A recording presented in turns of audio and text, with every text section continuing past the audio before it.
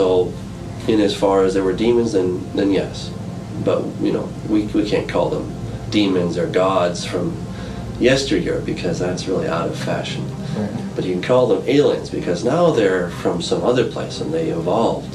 It's interesting how evolution has served as such a foundation for this. Mm-hmm. The demons, Satan gets us thinking that there is no God, that there is no Satan or any demons. But then he starts replacing it with these other entities. And we believe in evolution, lots of people do. And so that serves as the foundation for these otherworldly beings that have also evolved, not by God, mind you, but they've evolved from a long time ago. And as far as UFOs, well, UFO is an unidentified flying object. And we're seeing those today. People are seeing those all over the place. And generally what they look like is just some kind of a white light. It's a white ball of light or something like this that's floating around in the sky, and people will say, oh, it's a kite. Now we can all see what a kite looks like. They're not helicopters. We know what helicopters look like. We're not stupid, right? Neither are the people that take all these videos, and you can watch them on YouTube, and there's just thousands of them. And I'm sure there's a few pranksters out there, right? But sure, but still, just the quantity and even the quality of the video is such that you're like, wow, that's really amazing. So in the Old Testament, you find places where the heavens were opened. For example, in 2 Kings chapter 6, Elijah and his servant are surrounded by the Syrians. They wake up one morning and his servant goes outside and he sees all these guys. He's like, oh boy. He goes back in and says, Master, we're done. And Elijah, he's just very calm, and he prays, oh Lord, I pray you'd open his eyes. And so God opens the young man's eyes, and he looks all around him and he sees these horses and chariots of fire. Now that's interesting. Why would God need to use chariots of fire? Well, I don't know the answer. I mean, you'd think you could just go, kind of Star Trek kind of thing. You go from here to there. But for some reason, in that other dimension, you have horses of fire, you got these chariots of fire, and these things are going around. And in some way, I would suspect that the demons are kind of doing the same thing. I don't know if they're on horses of fire necessarily, but when they materialize, they look like these fiery white orbs. And however they're transporting themselves, I don't know. But it's not like they can just think it and they're there, but they have to somehow travel. They have to traverse through whatever medium, the spiritual medium or through the physical medium. They're actually moving about. So again, I wouldn't say that we have what we call technical UFOs back then, but you did have these horses and chariots of fire in that angelic spiritual realm. There's movement going on. Angels have wings. Again, why would they have wings? Right? Is there air in that? These are questions we just don't know. Right. We just don't know the answer to these things. But still, there's a function for these things. If they have wings, then they must need them. If there are horses and chariots of fire, then they must need those in some capacity that I don't understand. And we're not really told. But still, there it is. So, what we're seeing today is a resurgence. We're not so much a resurgence, we're seeing a breakthrough of that realm into our own. And those demons are coming through. Somehow they're being able to manifest in this realm. I don't know how they do that, but they're doing it. They're manifesting, and they're up in the skies. Millions of people have seen these things. Right. You even have sort of more famous people like Ronald Reagan. Mm-hmm. He claimed to have seen something a number of times. Jimmy Carter, Barry Goldwater, Douglas MacArthur. All right, just to name a few of the presidents. You have other world leaders. You have Michio Kaku, who's a real famous physicist. Let me make a prediction, and that is sometime by mid-century, we might make contact with an intelligent civilization in outer space. Plus you have, just lots and lots of astronauts. They say that every time that we had a mission, we were being followed by something. We were being watched. We saw some craft. We saw something. right? And you can watch some of these videos that have been released by NASA, and you can see these things out there, right? So there's definitely something out there. The question is, what is it? Scholars with no religious affiliation who have looked into this topic of UFOs and ETs for several decades have come to very interesting conclusions. Jack Vallée, a venture capitalist, computer scientist, author, ufologist, and former astronomer who helped build the precursor to what we know as the Internet, has studied the UFO phenomenon for over 3 decades. After looking into the relationship between UFOs, cults, religious movements, demons, angels, ghosts, and psychic phenomenon, Vallée changed his proposed hypothesis from the UFO phenomenon being an extraterrestrial origin, in other words, craft and beings from another planet or a faraway galaxy, to a multi-dimensional visitation hypothesis, or interdimensional. In his book, Messengers of Deception, Vallée states, quote, "Human beings are under the control of a strange force that bends them in absurd ways, forcing them to play a role in a bizarre game of deception," end quote. Later in the same book, he states, quote, "The UFO phenomenon represents a manifestation of a reality that transcends our current understanding of physics. The UFOs are physical manifestations that cannot be understood apart from their psychic and symbolic reality. What we see in effect here is not an alien invasion. It is a control system which acts on humans and uses humans," end quote. J. Allen Hynek, a U.S. astronomer, professor, and ufologist, best remembered for his contributions in the field of UFOs and acting as scientific advisor to UFO studies taken by the U.S. Air Force, again came to same conclusions of the UFOs and alleged extraterrestrial phenomenon.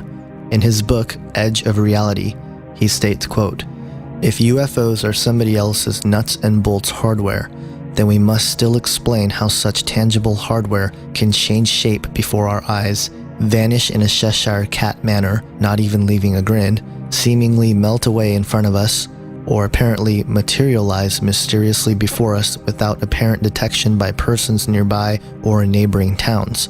We must wonder too where UFOs are hiding when not manifesting themselves to human eyes," end quote. The overall consensus seems to be that these crafts which are being seen have the ability to manifest as physical objects and at the same time manipulate time and space as to become invisible or perform aerial maneuvers that defy our current understanding of physics and nature. The deeper side to this phenomenon are the abduction accounts recorded by millions of people all over the world, regardless of time, race, culture, and upbringing.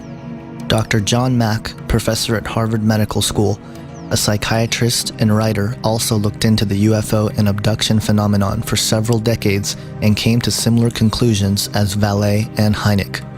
Although he recently passed away, his contributions to the study of ufology and alien abductions is highly touted and greatly respected. He states in an interview with Nova Online when asked if the phenomenon is literally physical or psychological, stating, quote, "Yes, it's both. It's both literally physically happening to a degree, and it's also some kind of psychological, spiritual experience occurring and originating perhaps in another dimension. And so the phenomenon stretches us, or it asks us to stretch to open to realities that are not simply the literal physical world, but to extend to a possibility that there is other unseen realities from which our consciousness, our, if you will, learning processes over the past several hundred years have closed us off," end quote. What seems to be the case is they come from some other domain, some place, maybe not another star or maybe from another dimension, but they manifest, they show up here in our physical world. People have a number of cases where people are just playing gone. A child comes into the mother's room, "Mom, you weren't there during the night when I came." There is burned earth outside where the ships have landed. There is physical, it may not satisfy our criteria of proof, but proof may be something which only operates within the frame of evidence of this physical world in the box you mentioned before, right, that we live in. This is what's going on here is something in some ways more subtle. In other words, something that's coming from another dimension into our world, which is very commonly experienced in other cultures, but not in this culture. John Mack, who recently passed away, but he was at Harvard, and according to his own testimony, he says, I was not a believer in this thing. He wasn't trying to prove anything. He just kept hearing about these things. So he came to this conclusion that these were real physical abductions. Very, very slowly he came to that conclusion, and rather skeptically. He didn't want to come to that conclusion, but eventually the data was so much that he could not overcome it, and he had to just say, well, it's happening. Something physical is happening. Dr. David Jacobs has done similar research. He was quite upbeat about this whole thing for a long time, but in the last several years, he's become very downcast about his discoveries, because he's discovering that these beings that are taking people are smarter than us, they're stronger than us, and they have a hybridization program going on. Right. That they're creating a hybrid race to take over, and he says at best we're going to be second-class serfs. So he's very discouraged, and I can see why. I think if you discover these things, and yet you don't understand that there's a greater power, which is Jesus Christ, who has a much better plan, then I would be extremely depressed. And in a way, I'm sort of upbeat about the whole thing, because I see that we are getting very close to the end. Right. But it's also getting scary. There's just crazy things going on. Dr. David Jacob, an associate professor of history at Temple University, specializing in 20th century American history and culture, has also studied the UFO and abduction phenomenon for over 40 years. In an interview with L.A. Marzulli in the book Alien Interviews, Jacobs comments on the alien abduction phenomenon, stating, quote, "This is a phenomenon that is either psychological or it is happening. There is very little in the middle. I have learned that the abduction phenomenon is vast, global, and it occurs with great frequency," end quote. Whitley Strieber, in his classic account of an alien encounter in the book Communion, records his experience with these entities, stating, quote, "I became entirely given over to extreme dread. The fear was so powerful that it seemed to make my personality become evaporate.